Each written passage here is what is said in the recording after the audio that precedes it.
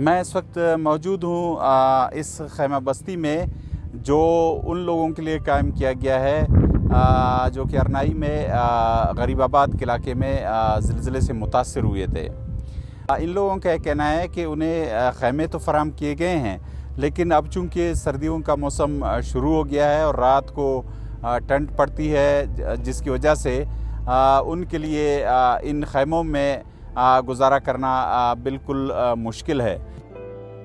बस बेटा है इसका तंबू के साथ, क्या करूं, किधर जाए, जगह नहीं है दूसरा।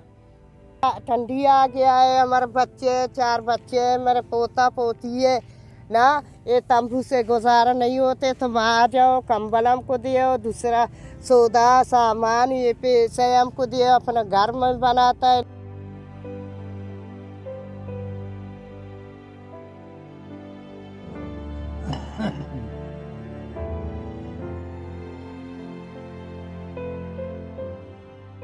दिन को तो गुजारा हो जाता है।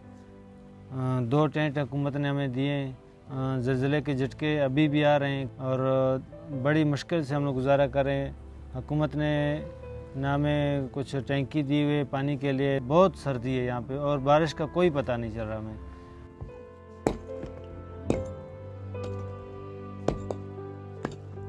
ये बाथरूम फिलहाल ये भी गिरा था, तो ये मजबूरी के तहत बाल बच्चे भी बाहर तो नहीं जा सकते। वक्ती तौर अपनी मदद आप मैंने ये बाथरूम बहाल कर दिया।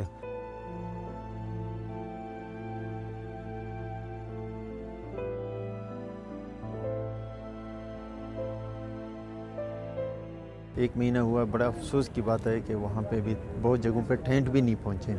तो इंशाल्लाह हफ्ते तक तो किसी जगह पे ऐसा नहीं होगा कि वहाँ पे टेंट, जहाँ पे होंगे जंगी बुनियादों में टेंट पहुँचाएंगे, राशन पहुँचाएंगे।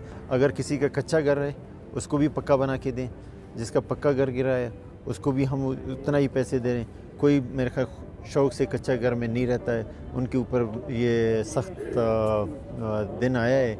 इंशाल्लाह हम उनके साथ हैं।